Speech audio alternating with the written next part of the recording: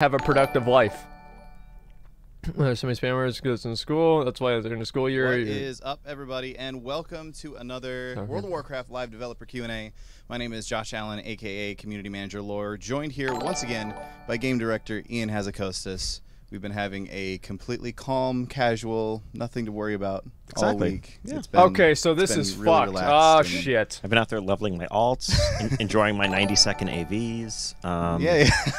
I mean, yeah, it's just a regular day in the World of Warcraft. I'm gonna turn off alerts. Yes, I'm turning off alerts. So, did you want to say anything? Obviously, we've been working through some issues, and I believe How about we're doing some maintenance on North American realms as well. Welcome to all you joining us because you're looking for something to do while North America is down briefly for restarts. So yeah, it's been an eventful couple days. Okay, everything's been disabled. You know, not the smoothest of pre-patch launches, not the experience that we wanted to deliver, not the experience we hope to deliver, not the experience you deserve, frankly. Couple different issues. I'll try to shed some light on them. Some of them were more technical than is really my area of expertise. But so I think in North America, especially on Tuesday, we just had a lot of issues with login. Just say it got fucked. Our account servers, and that was actually a lot of investigative work was done on that, and work was done to trace that back. Actually, not to communities themselves in terms of just the up and running, chat channels and the cross-server invites and all that, but actually the one-time process that was being run.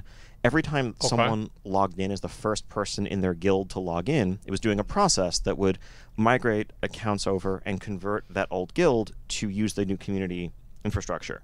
It's something we tested extensively. However, we didn't test it. We didn't think to, and there were complications in doing this with accounts in very old states, like many people that exist online today. Like if you look at your guild roster and there's someone in that guild who hasn't logged in 7 years, you might have some random alt lying around. There are people who are actually in guilds that go far enough back that they haven't logged in since Battle.net accounts existed. That's not actually a WoW account. That's a graveyard. Battle.net account. That's a graveyard, dude. A lot of those edge cases led to a significant amount of load on our account servers that basically brought things to a halt, impeded people's ability to log in, stopped the service from being as stable as it should have been. A lot of work was done over the course of Tuesday to diagnose and fix those issues. We're happy to be able to launch in Europe and in Asia with a much smoother overall experience, people able to get on, no meaningful downtime, and we're actually working right now to bring communities back online. The restarts that are happening in North America right now are actually tied to that. We wanted to make 100% sure that they weren't the problem before we re-enabled them, and we believe that to be the case, and so that's the path we're taking. Separately, I think once people got online, there have been a lot of gameplay, quality of life issues. It was things fucked. that are frustrating. You try to run a dungeon, and things are going mostly smoothly until you run into a boss that's one-shotting your tank with an ability, or you're doing an old raid. They're going to say sorry. They're going to apologize. There's a piece that wasn't properly squished or scaled. Oh my god! They're admitting that they fucked up. Stuff I just alluded to, and so on and so forth. Again, those are regrettable. It's what I'm going to say is really meant by way of explanation, not as an excuse, not as a justification. I want to try to shed some light onto the development process, but not really. The point here isn't, oh no, just deal with it, because you shouldn't have to. We should do better. We will do better in the future. We're already looking to see how we can improve our processes to make sure this kind of thing doesn't happen to the same extent in the future. And again, I know you've probably heard that before. But what we've undertaken in Battle for Azeroth and in the 8.0 patch was not just to squish and rescale our game, but also to do so in a way that would make doing so in the future simpler. Because in the past, when we did it in Warlords of Draenor, it was a painstaking manual process. It was hand editing literally tens of thousands of spells, creatures, applying, dividing it by 25, multiplying it by whatever, and a lot of manual error happened in the process, but also it was incredibly just error-prone and painstaking and laborious. So what we did this time around was actually convert the guts of a lot of our combat system, a lot of our gave each one a scale. Spells or items Yes. to be inherently more scalable under the Yep, hood. that's so right. that in the future, we can just turn a knob. If we want to lower everything by 20%, we can just do that without having to hand edit all of those records. Well, at least now we know nothing will go wrong. What that means, though, is that conversion process is literally touching basically 8 games worth of content. When we make that's the reality we live in today in World of Warcraft. It's not just Battle for Azeroth. When we make a code change that affects mob pathing, when we make we fix a bug that is causing some AI actions to not occur correctly. I turned them off. That can have ripple effects on basically 7 past games worth of content. Something made in 2008 that's worked fine for 9 years. Actually, it turns out there was actually some subtle bug there that just wasn't actually manifesting itself because of a separate issue that we now fixed that now causes that thing way back then to break. Anyway, what that results in is we have something like 250,000 spells in the game at this point, 150,000 creatures, tens of thousands of quests. We found and fixed a lot of these issues internally. Many of them with the help from feedback from our testers and people on beta on PTR. We fixed tens of thousands of bugs, literally, in both Battle for Azeroth and legacy content, thanks to submitted feedback reports within our beta and PTR clients. But there's more out there, and we're in the process actively right now of following up on every bit of community feedback we're getting, all these reports, and stopping them as quickly as possible. We're literally fixing hundreds a day at this point. All I can ask really is for your patience just for the next, hopefully just day or two. I think what you experienced yesterday is the worst it will ever be. Today is better. Tomorrow will be better still. So far. And I think hopefully within just a matter of a few days, all aspects of the experience, whether it's doing Legion raids and dungeons, whether it's leveling up, will be smooth and as you've known and expect and deserve. Along with patience, when giving feedback, I think one of the most important things in terms of, completely understand if you're just frustrated and want to vent, everyone is entitled to that. But if you're trying to give information that will help us fix an issue, I think the more specificity, the better. If it's Prince Tortheldrin's Whirlwind one-shots me and does double my health, that is an easily fixable issue. We, in fact, literally just fixed that an hour ago. It was something that was meant to do 600 damage, was doing 600% of an attack's damage, which, as it turns out, is a bad thing. I can't fix the alerts. Making games, man. I can't fix them. If only I turned it off and they just won't turn off. I clicked disable, but it doesn't disable them. What can I do? Feedback, super helpful. I tried to run a dungeon and it was impossible. I don't understand why this isn't. Again, they're just appreciate the sentiment, understand the frustration. Turn them off and OB. I can't. The more actionable feedback we can get, the more quickly we can track down and fix every one of these issues. And again, why does nothing work? On behalf of the team, we should have done better. You deserve better. And all we're doing right now is working as hard, as quickly as we can to fix all of those issues. And then the next step will be looking at our processes and trying to understand what we can do to make it better next time around. Yeah. And it's worth noting as well, like a huge part of why we do a pre-patch and why we, when we do release the pre-patch, we don't immediately come out with the new content, because obviously there's some new content coming even in this time frame over the next few weeks. Part of the reason that we do it like this is so that if everything does go wrong, well, not everything went wrong, but if a whole bunch of things go wrong when we first release it, it's not removing your ability to go out and do the new stuff that we've just released. So, yeah, it sucks that it happened, but at least it happened the way that it did, I guess, is what I'm trying to say.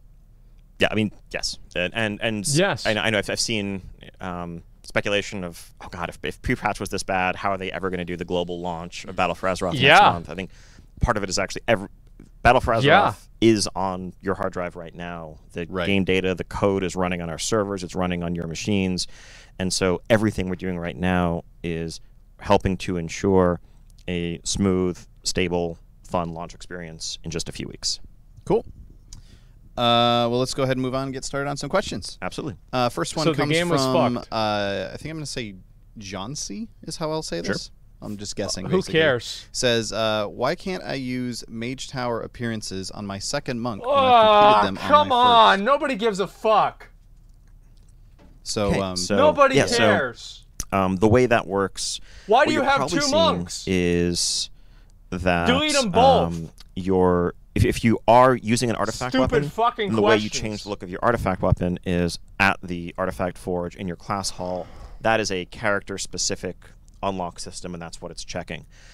Down the line, when you're using a different weapon, later on in Battle for Azeroth, the transmog appearance associated with your artifact that you've earned should be account-wide as long as you've earned it and meet the class and spec requirements. So that is to say, if you have a second monk that didn't earn the Mage Tower appearances, but your first monk did, monk number 2 will be able to use those transmogs. Awesome. Yeah, you said that. That was quick and easy. Moving on to the next question. This comes from Phobos, who says, when will Warlocks get their new caster animations? They're still the only class who don't have the new spell animations or the spell idle animation. They do have new We actually had a lot of people asking about this, sort of remembering back. We did a whole bunch of work to improve caster animations towards the middle/end of Legion. What about the game? People wondering when Warlocks are going to get that treatment. What about that? Okay, so Warlocks have seen a whole suite of new visuals associated with their spells. Let's talk about the game in the 8.0 pre-patch. But there are a couple of new animations. They are on spells like Hand of Gul'dan right now. Yes. Others. Yes.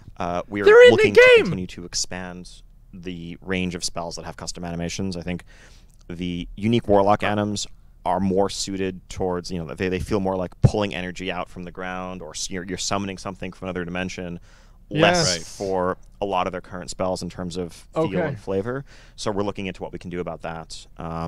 As with all of this, class fidelity improvements, animations, visuals, that's an ongoing process that we never really are truly considering done. We always want to improve the look and feel of the core abilities in combat that are wow, you're trying to make the game better. What a big surprise.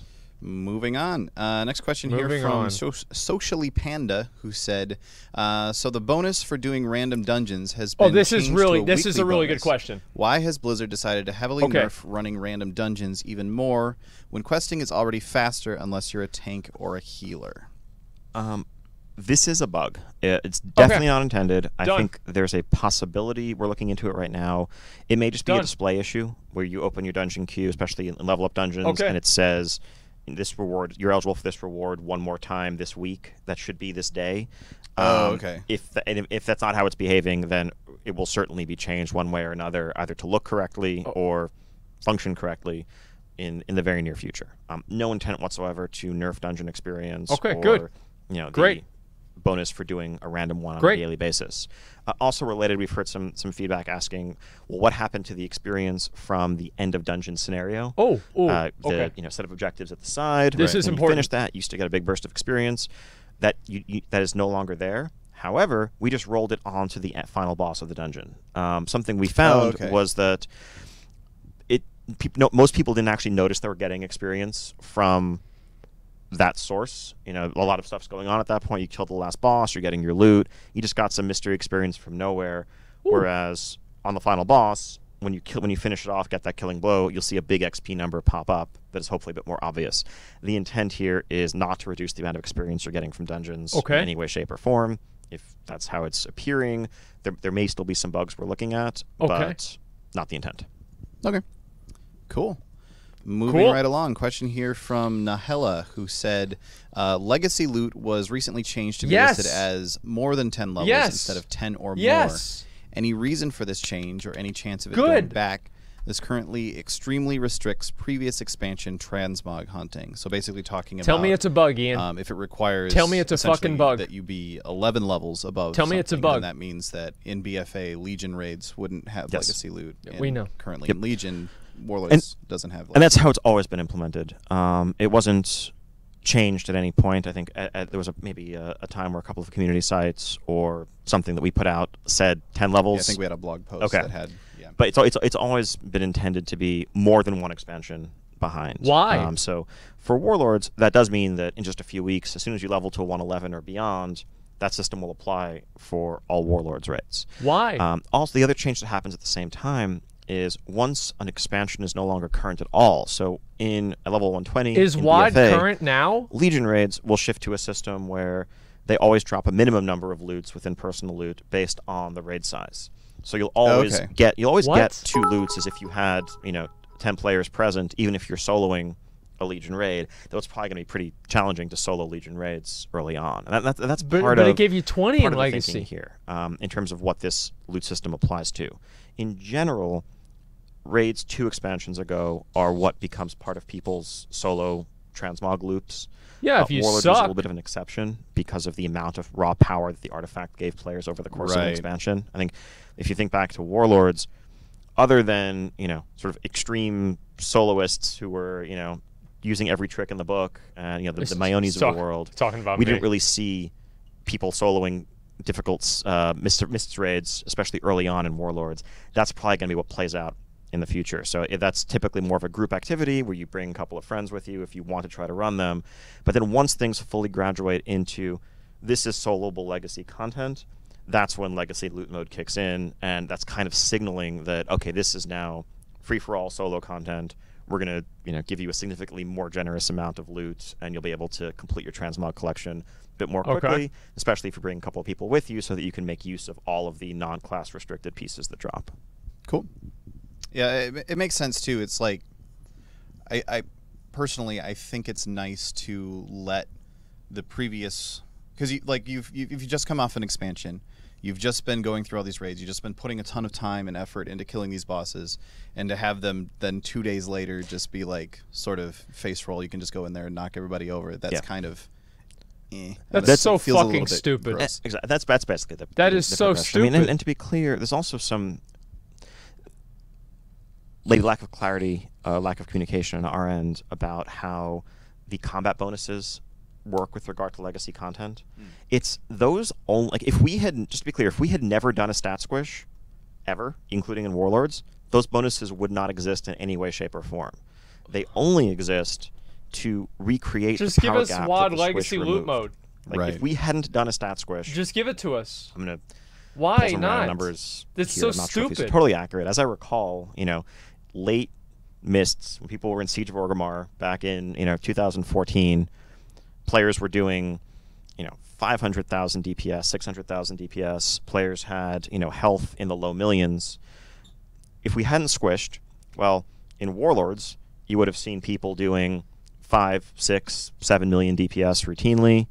In Legion, you would have seen people doing probably 40 million DPS, 50 million DPS because of the amount of power growth that happened with the artifact. And you would have just been able, while doing 50 million DPS, to just go back and kill Heroic Lich King with his 100 million health unsquished in just a few seconds without us helping you at all. Like, that's the natural power progression throughout WoW. Yes. Roughly, you probably quadruple in power from expansion to expansion every couple of years. As that's you get a great system. another 150 or so item levels over the course of an expansion. Just kidding. So that means that one expansion later, you're about as strong as a dungeon group was in the prior expansion. 2 expansions later, you're as strong as a raid group, and that's really when raid content becomes soloable for most people. Again, extreme cases, people with the very best gear and certain specs or classes can push that out farther. Says you're offline. Cool. It shows me as online right let's now. Move on. Next question here comes from I just Squishy, refreshed. who asked, "What is the reasoning behind, behind Azurite it shows me as online armor right and now. Mythic raid mounts being untradeable while on personal loot? Is this a bug or intended?" Yeah, it got fixed. So, we're fine. No and yes.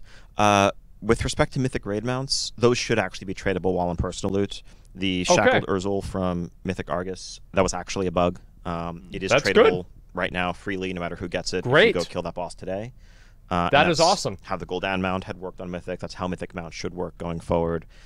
There's players, understandably, especially at Mythic cutting edge level, when you're getting those mounts, want to allocate those mounts in a world where they're only going to get a handful of them, perhaps, depending on how long they're farming the tier. How can they allocate them with personal loot? And so that's not something we want to get in the way of. That's the stupidest fucking thing I've ever heard. How can you allocate it if it's on personal? One is, if you admit that's an issue, why are you forcing personal? Evaluating these items, because they do fundamentally completely different things depending on you who can trade it. Like a piece of leather that's of course, Azurite there's nothing that's going to go wrong being there. Looked at by a druid, a rogue, and a demon hunter will have entirely separate powers for each of those classes, and it's different than looking at an item that has crit or haste and knowing, okay, this is better for this person than that person. I'm going to trade it to them. There's a very complex evaluation and sharing of information that would occur if you're trying to figure out why something is or isn't better, that goes beyond what is really awkward, what isn't awkward to have as a conversation in party chat or in raid chat.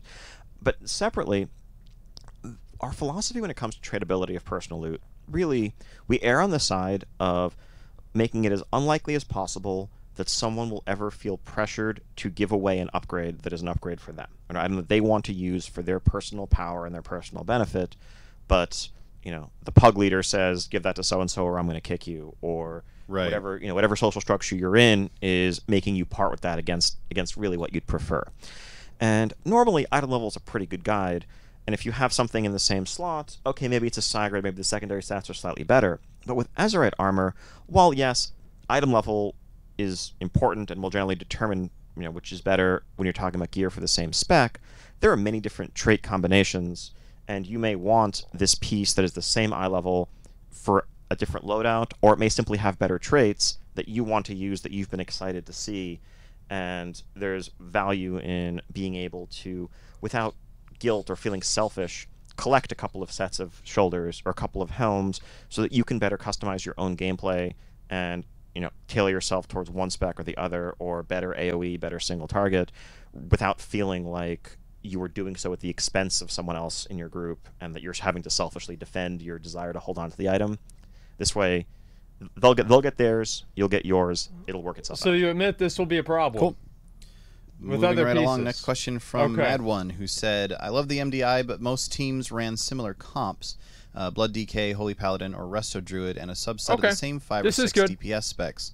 What changes are you making to encourage more variety at the highest levels?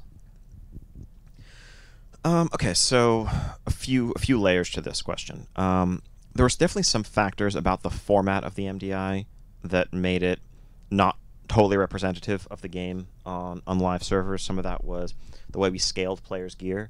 On the DPS spec side, this is something we fixed very, very late in the process, right before the global finals. But through most of the qualifying rounds and the regionals, players' entire gear sets were set to a fixed item level, which meant that your artifact weapon was actually the same eye level as the rest of your gear, which was different from the norm on live servers in Legion, where your artifact would generally be 20 eye levels or so higher.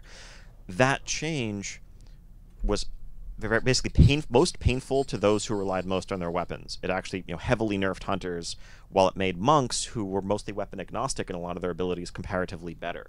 And so that's why you saw things like people who played hunters at a very expert level on live running with monk in the MDI. It was just because of that quirk of the format, which was a problem with the format, really and something we're fixing going forward. You don't Separately, say. A lot of the format of the MDI, there were times where we were allowing players to pick the affixes for the next round, or to pick one of the affixes for the next map, or we had a limited affix pool that players were cycling among, and players would often avoid some of the affixes that penalized certain strategies or certain compositions. You didn't see a whole lot of bursting, you didn't see a whole lot of bolstering, because it for example, sucks over the course of the entire run. Now, those are MDI specific things. Now, obviously, Blood DKs were by far the dominant tank throughout the course of Legion, for Mythic Dungeons, on live. Holy Paladin and Resto Druid, similarly the dominant healers at the very high end. I think some of that is a quirk of just the amount of self-healing and survivability that Blood Death Knights had. It's because they're better. As well as other advantages like anti-AMS and the like. For Holy Paladin what and about Resto Druid, consumption? a lot of it was a product of just the consistently increased health pool they had, whether it was baseline as Holy Paladin or the ability to go bare without a cooldown to survive abilities that would one-shot others. When are we going to get to the Archimon Dick some question? of that has been adjusted on a class balance level, but separately, I think we can and want to go further with how affixes very optimal compositions. This is important. And can be disruptive. I think Necrotic in some ways was actually designed as an affix to counter the Blood Death Knight. The less mobile, self-healing reliant tank, well, you have this stacking debuff on you that's going to reduce your ability to heal yourself, theoretically crippling. Okay, well, except you have AMS in conjunction with a legendary that lets you actually, clear and avoid those stacks and reset them, perhaps with more comfort and more ease than many other specs. Well, that just broke that, and that's something internally we needed to do a better job. You just made it to where you couldn't AMS necrotic stacks. The goal should be that there should not be a single best comp for all affixes. It may be that when it is, some combination X, you name it. Some specs will fare better than others. Things like Volcanic are designed to naturally punish ranged a little bit more, especially ranged that suffer from movement, because it keeps them on their toes, keeps them from being able to settle into a pattern. Explosives, are harsher if you're not as great at rapid target switching, and so on and so forth. That's something we want to push farther where possible, so that you actually are, thinking about the affix combination for the week, grateful that you have spec X versus spec Y, and then that will change the next week, and so on and so forth, so that everyone gets their moment to shine. Yeah. And again, not to extremes, not to the point where with a given affix combination there's no point bringing turn off R9K. But we want to get away from a world where we don't need R9K. Like we saw at the end of Legion.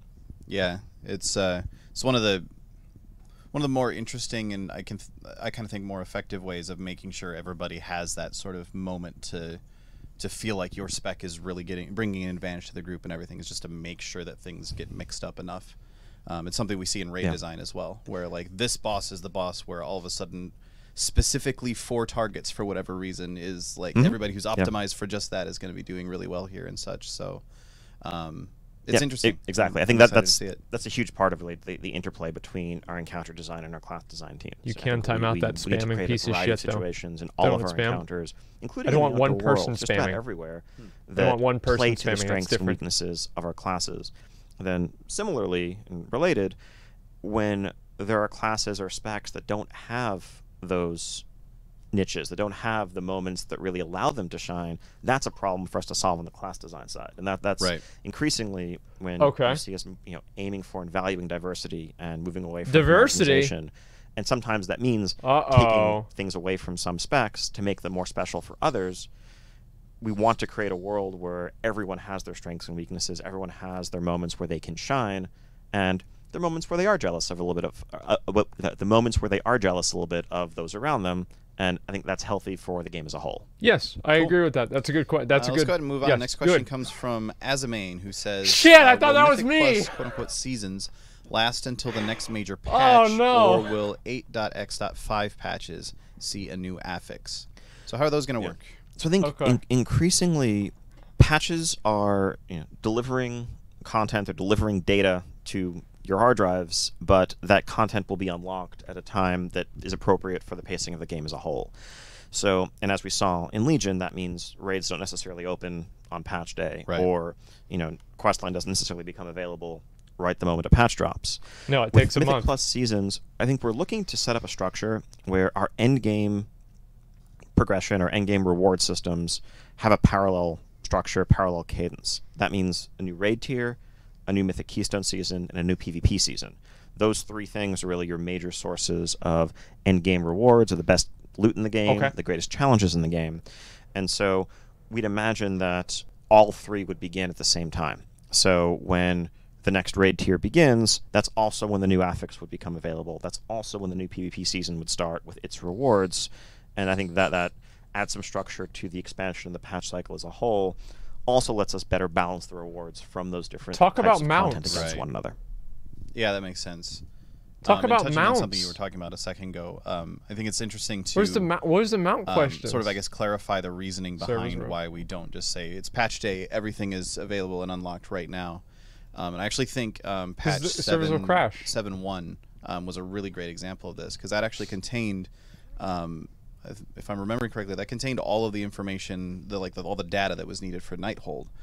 But everyone was still in the middle of... Well, not everyone, but most people were still in the middle of progressing through Emerald Nightmare. Exactly. Nighthold was actually in 7.0 for the most part. I mean, there was tuning and bug fixes and things that happened based on PTR. But yes, in 7.1 had new quests. It had Karazhan. It had Trial of Valor. Karazhan was open day one.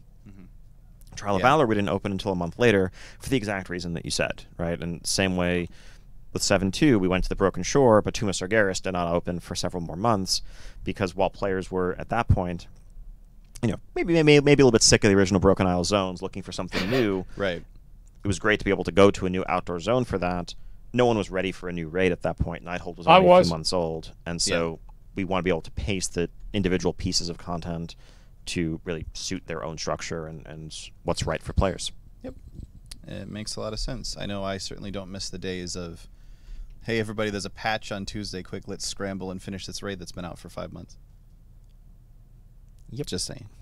Next question comes from Keith, who said, you mentioned in another Q&A that class development would be put to a later date after the expansion launches. Can you tell us when that will be? I mean, next expansion. Just say it. Class changes. Next expansion. Is an ongoing process. I think maybe this is referring to in the last Q&A, as we knew we were really the window was closing for major changes in the Battle for Azeroth pre-patch. I was trying to set expectations for people who hadn't yet seen changes that they were hoping for, because they weren't going to come in 8.0.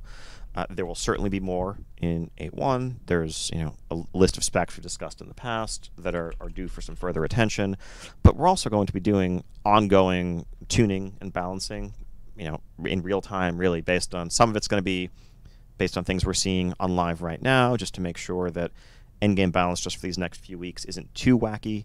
But then the majority of our attention is going to be focused on that initial 120 experience and making sure that all specs are competitive, all specs are viable in a range of content types, looking at specific talents that are unpopular, talents that are dominant that everyone takes in a row because they're either too good or the other ones aren't good enough. Similarly, looking at Azurite traits and their tuning, and which are popular, which are unpopular, which are too strong, which are not. Those numerical changes really never stop and are often just done in the flow of the live game. And then it'll be patches where changes to talents, redesign of talents occurs, where new abilities get added, where that sort of thing happens. And that's 8.1 and beyond. Okay. Moving on, next question from Zajara, who said, as a Horde player, I find myself with little reason to hate the Alliance or take pride in the Horde right now. Is this an intended phase 1 for future twists and turns? So obviously, Sylvanas has been up to some shenanigans lately. Sylvanas is back again. So it's hard for me to fully answer this without getting into spoilers. Sure. I think what I can say, what I can say to players of the Horde, to fans of the Horde, to Horde loyalists, is fuck you. Not to lose heart. That you're not necessarily wrong to be alarmed, to be dismayed at some of the actions that you're seeing, but there is more to the picture that has yet to be revealed. Oh, so she's morally gray. I see. Heart of the Horde still beats, and there are many who are ready to take up that banner and carry it for in the name of the Horde, for honor, and all the rest. Get rid of Sylvanas. And that's a story that will play out. There are many facets to the Horde. I think one of the interesting things about the Horde put her in jail. It represents a unity of different groups with different philosophies, different outlooks on life, really, that are brought together by sometimes tenuous bonds, but that work best when they are actually, truly acting in unison. If you look at, the orcs and, it's blood and honor and glory and savage existence. That's a good point. Look at the Forsaken. Yeah, lock her up, dude. Sylvanas' outlook, a bit more selfish, a bit more about free will, about ensuring that they're not going to be beneath the boot of another. Look at the Tauren, walking in the steps of the Earth Mother and their closeness to nature, and so on and so forth. And goblins with avarice and ingenuity. Wide range of motivations, wide range of races that are bound together into this Horde. And so it's natural that there are going to be tensions. It's natural that there are going to be questions raised as to what is the Horde really? What is its purpose? What are its guiding values? And I think we're going to see that with both factions as they're clashing in battle over the course of the expansion to come. Both are also going to be left to look inward and reflect upon what motivates them, what their true nature is, and what they're fighting for. Cool. Etc. Cool. Next question from Bladebuster, who said, any plans for a solution to not have a stat squish every other expansion? Great question. We had one in Warlords. Great question. We had Legion, and now we're having one in Battle for Azeroth. Yes. Is there a long-term way that we can make that not necessary? We would love one. We have yet to come up with one, honestly. I think the problem is... don't make 5 levels of growth in a tier. Maybe some complete reimagining of our combat system that scales relative power without, scaling absolute numbers in the same way. That's more, multiplicative or exponential in nature. This is just what we're going to get. This is what we get. Theoretical math that could happen, but obviously reinventing our entire combat system is a daunting prospect. That's not something that, is without tons and tons of risks. Reinvent the progression system. Power progression is important to the game, and I think we've constantly see feedback and people asking on forums, on Twitter, elsewhere, like, can't you just stop making the numbers so big? Why do we need all this power? Why do we need all this progression? It feels like too much. Yeah. And the answer is it's because we have large numbers of content tiers, and through experimentation in the past, I think we've played with different gaps in power level between tiers. We found that where we've settled right now, 15 item levels, about 15% power is a gap between normal and heroic and mythic, and between tiers themselves. That's about what it takes for upgrades to feel consistently rewarding and meaningful. Right. You know, I think, well, yeah, we could totally stop power creep if you replaced your, 120 strength helm with 121 strength helm, and that was like, okay, congratulations, you spent 2 weeks trying to down this boss, you finally mastered the fight, here's your extra 0.2% player power as a reward. That doesn't feel particularly worthwhile, both psychologically, but also it makes it almost impossible for us to balance around gear checks. How do we make the fight that really requires you to have 121 strength to beat, and 120 strength, you're not going to be good enough unless you are the very, very best players in the world. And progression feels good in that sense, right? The same piece of content, whether it's a heroic raid boss, whether it's a mage tower challenge, can be a cutting-edge test of skill for the first players that get there with the worst possible gear, while then being still accessible to hundreds of thousands of other players who get there months later with the benefit of that gear progression. And so, like, that's the system, that's the process that plays out within every single one of our patches, within every single one of our tiers. And I think that feels good on a small level.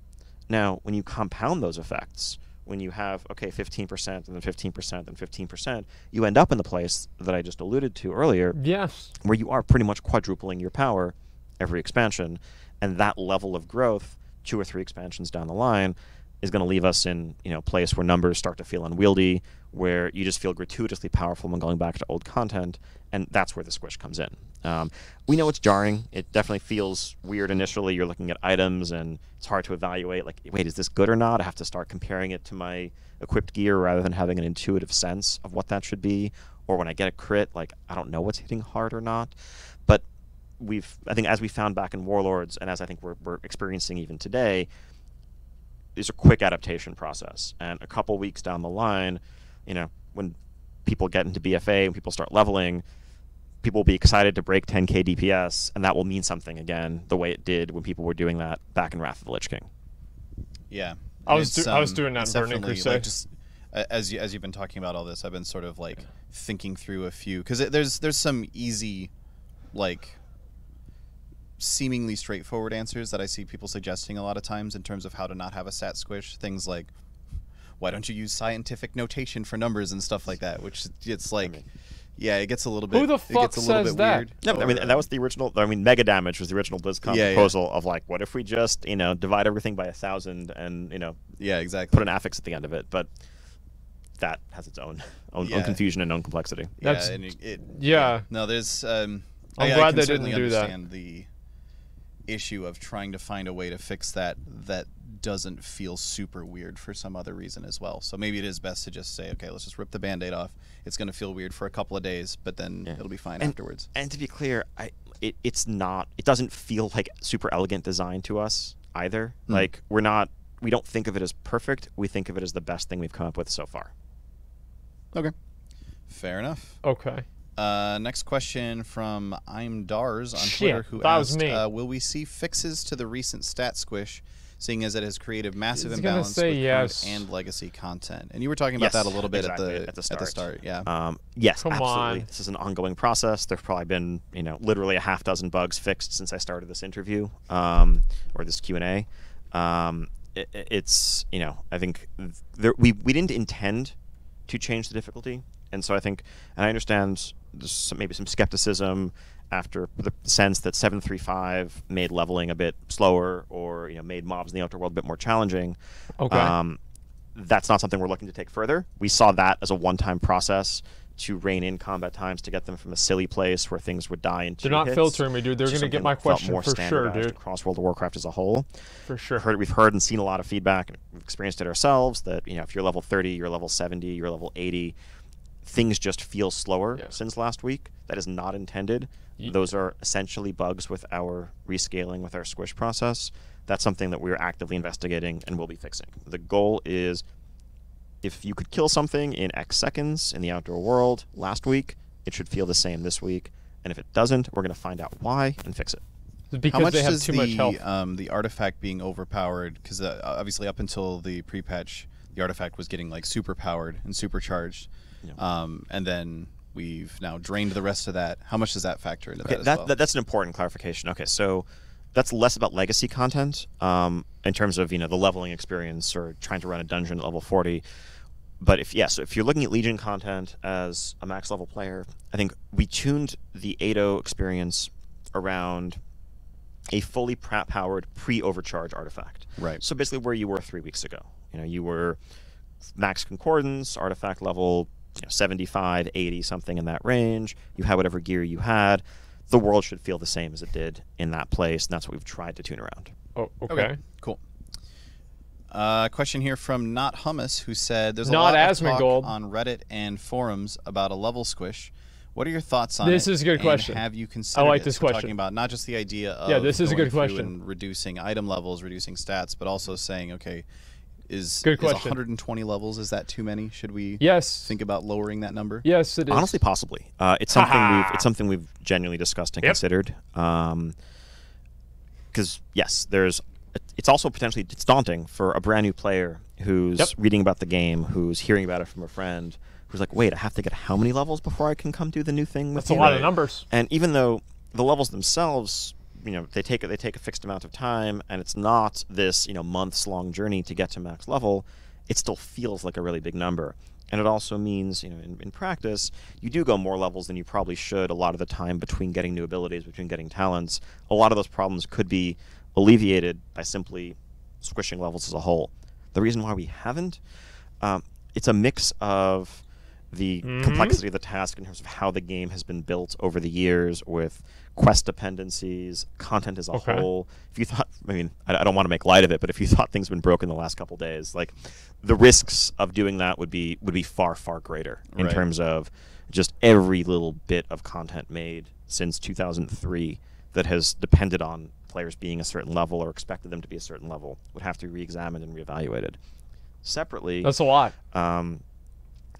There's also this sense of psychologically, I don't know, I'm curious to hear feedback on it. Yeah. If I log in one day and I'm level 70 again, does it feel like I've lost something? Make us 50, level up to 60 again. Possibly, maybe even in a deeper way than, okay, I used to crit for 2 million and now I crit for 20k. Sucks. Level is historically more of a permanent, forward-facing thing. If someone has, been away from the game for a few years, they're hearing about the new expansion that's coming out, and it has an all-new level cap of 80. How confusing is that? Those are the sorts of questions we ask on a sort of not any more philosophical confusing level. than Azurite armor. Feedback and thoughts on how you think that would feel. But a big reason why we haven't done it so far is just the gargantuan complexity of that task and the time that could instead be spent making new content, making a next expansion better versus reworking the numbers of literally everything that came before. Okay. Sounds good. Makes sense. Question here from DesDB, who says, is the new camera anchor overlooking our character in-game an intended change? What? So I saw a few people talking about this, but it didn't come up a ton. What's going on here? I'm going to go out on a limb and guess that you are a gnome or a goblin, perhaps. So we made a slight change to the camera anchor point for the very shortest races, trying to normalize this a little bit more to solve an issue we've seen pop up in our geometry in dungeons and raids. So before it used to be that a gnome's camera was anchored just a little bit lower than a human's, or certainly than a tauren's, which meant that for 90% of our races, when you're up against a wall or you're at the edge of a room in a dungeon or a raid, maybe there's a little lip or something that's keeping you from moving over the edge that kind of has collision.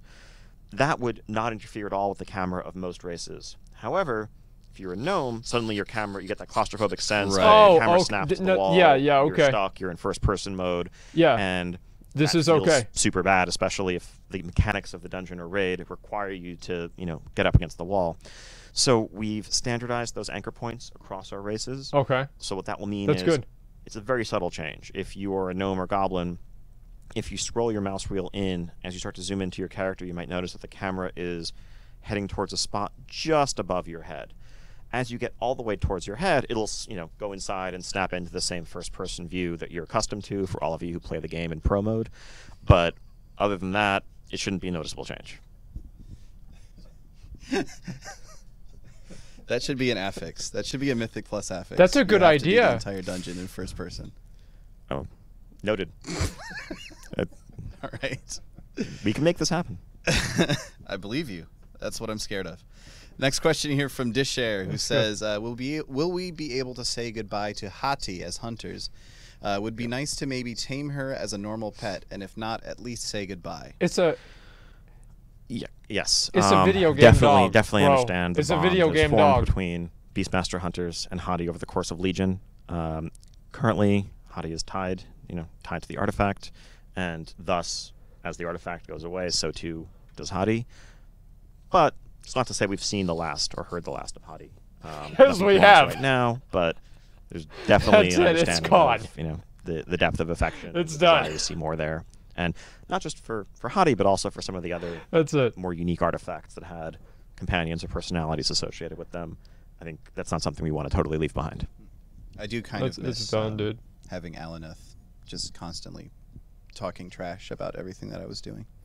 Oh, he doesn't do that normally. What were you doing? So maybe I use invisibility just to go to the auction house. It's fine. Next question from Velatroy, who says, are we going to continue using the artifact fishing pole Yes. in BFA? And will the traits be updated to reflect BFA fishing nodes? No, so the artifact fishing pole, as it turns out, was not instrumental in draining the power of Sargeras' corruption in Zilithus. We must use the power yes. of fish. Yes, as awesome as that cutscene would have been. All right. This is important. No, this so is important. It's not going away. It's still functional. You can still This level is it up, important. but it is still tied to Legion. It is still kind of the embodiment of what Legion fishing is all about. Right. Obviously, you carry it with you wherever you want, but its powers are centered around the Broken Isles and the fish there. Cool.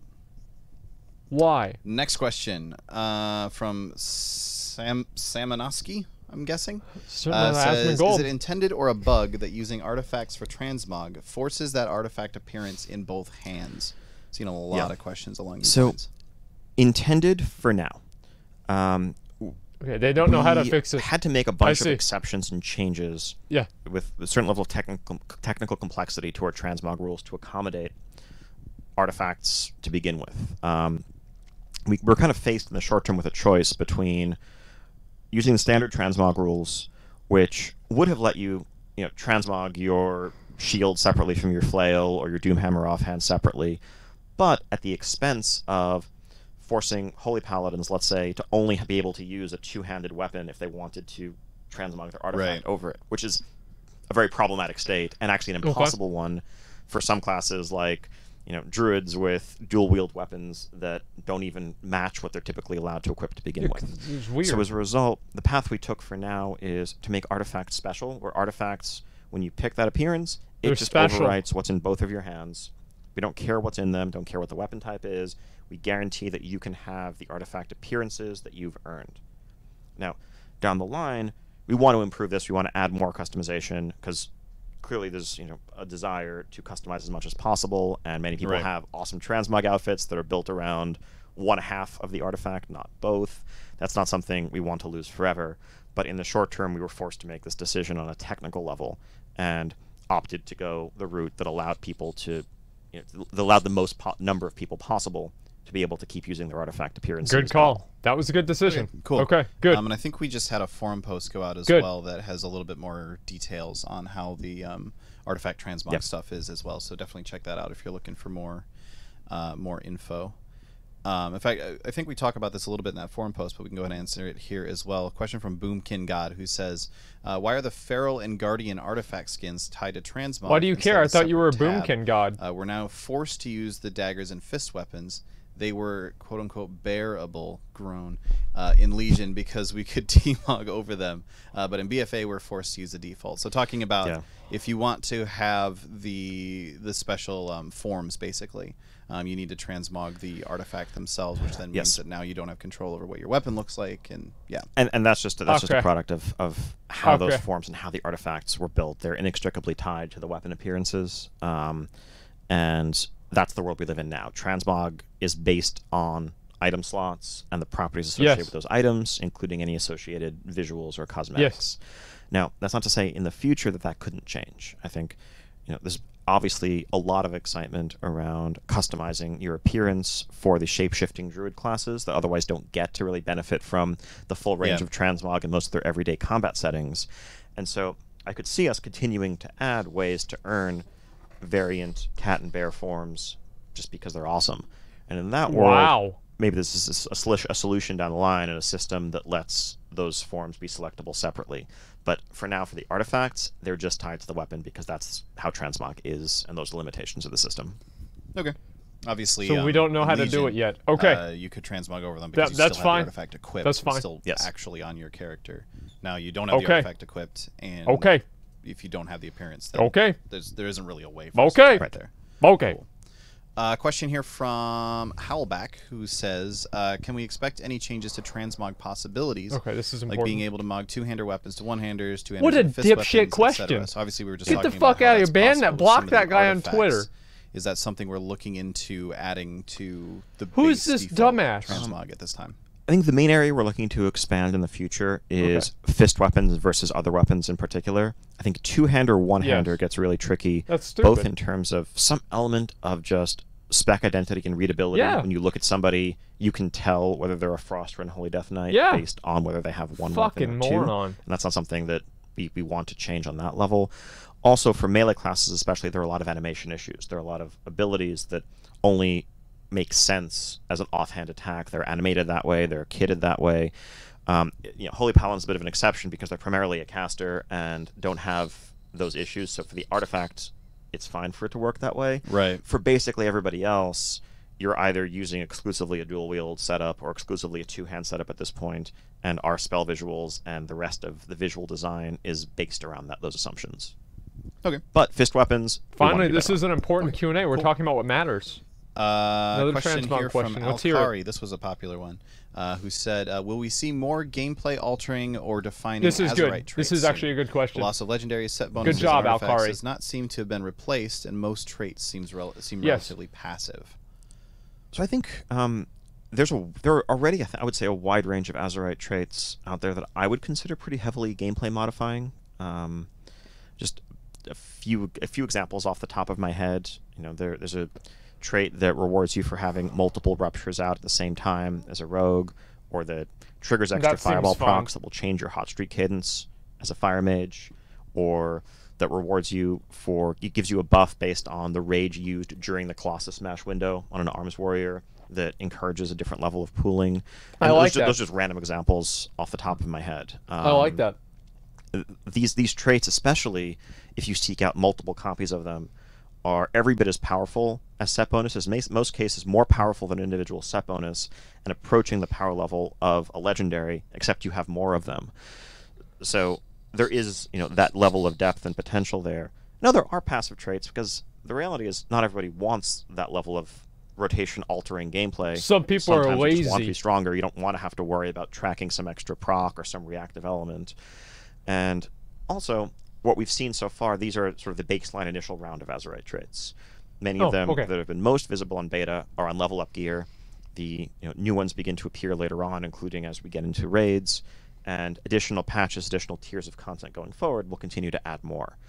Obviously, on live today, while your legendaries still work and your set bonuses still work, there hasn't been anything yet to replace the artifacts, but that will rapidly change in just a few weeks as you're exposed to the system and begin leveling up through it. And I think, unlike legendaries, set bonuses, and artifacts that often were very static, set bonuses, you got your set, you probably use that for the next 6 months. Your artifact, really past those first few weeks, once you'd unlock the full trait tree, you were just leveling up Concordance or leveling up another sort of open-ended power growth.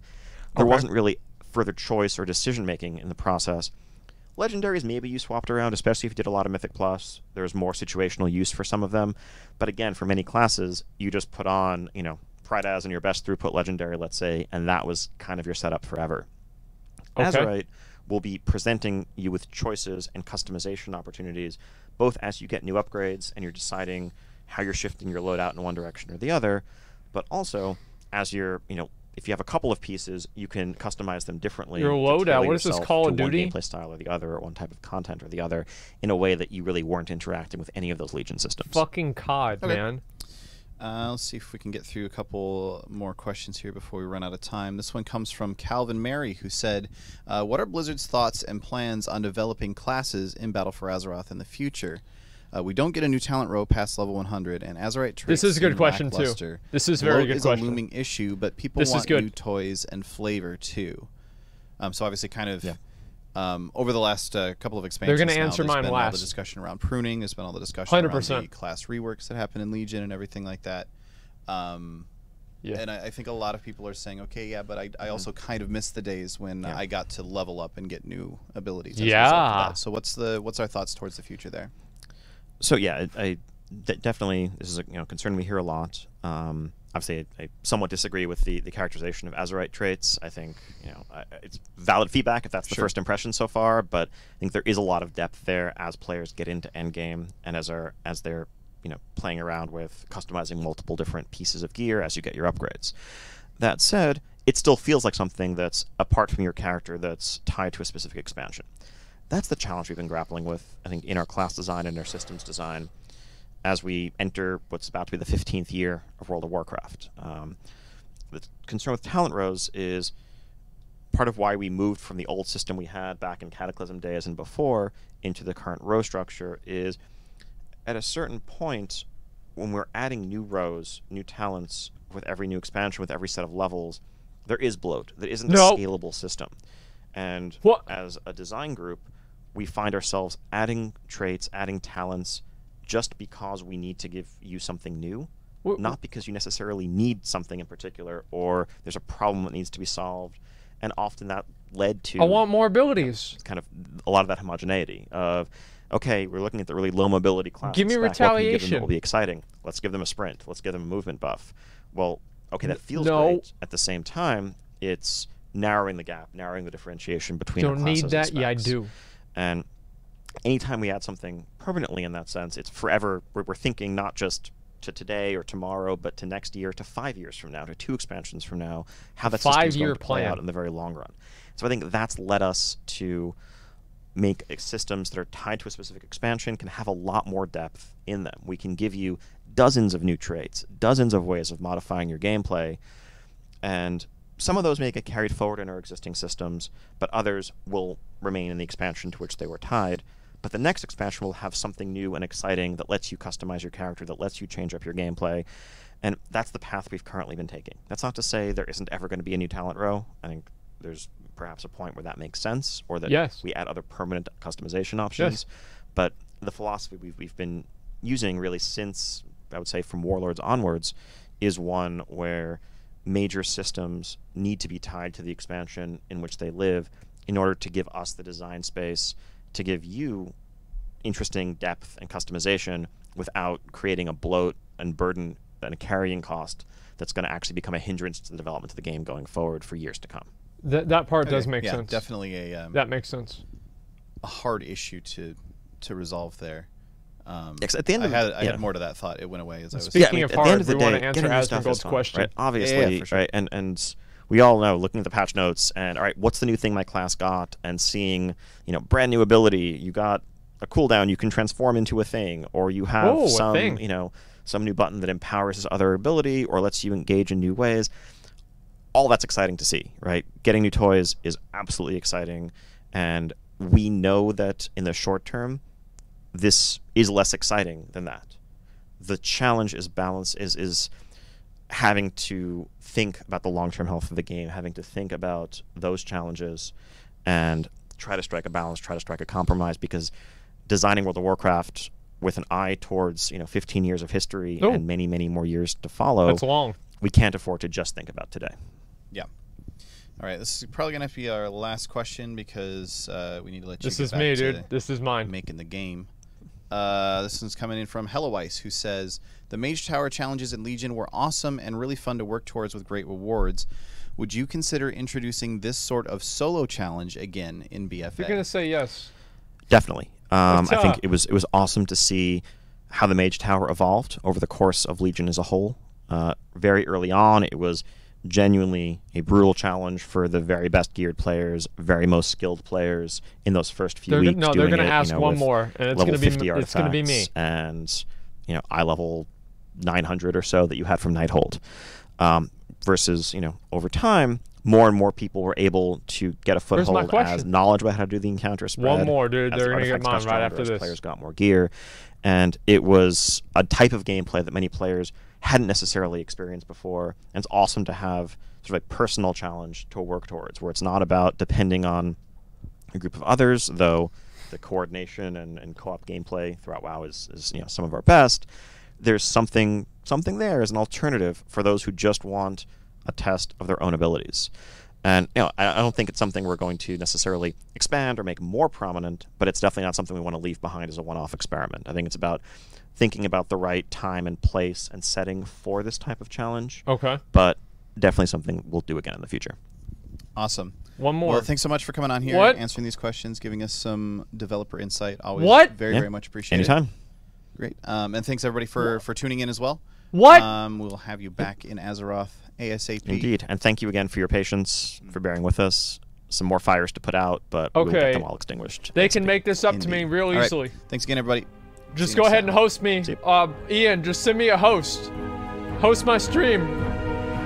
Ian, no, come on, come back. Host my stream. What happened? No. I've been cucked. Fuck, dude. Fuck. Motherfucker, they didn't answer a single question. I just where's a good song? Okay, this is so frustrating, man. I was really thinking that they were going to answer one of my questions. I don't really know why. I have no idea why I thought they were going to answer them, but I did. Okay. They hate you. They were too critical. Bro, like, I was nicer than some of the people in that post. Like, what do you mean? I was so nice. I didn't say, why are you doing the things that people don't want, and you keep doing the things that people... yeah, but then you won't do the things that people do want. Like, that's what I wanted to ask. As like a big question. They're never going to answer that, right? So, I'm just fucked, man. They didn't despite you. That's probably what it is, man. This is a massive fucking conspiracy against me. I guess that's what it must be. I don't know.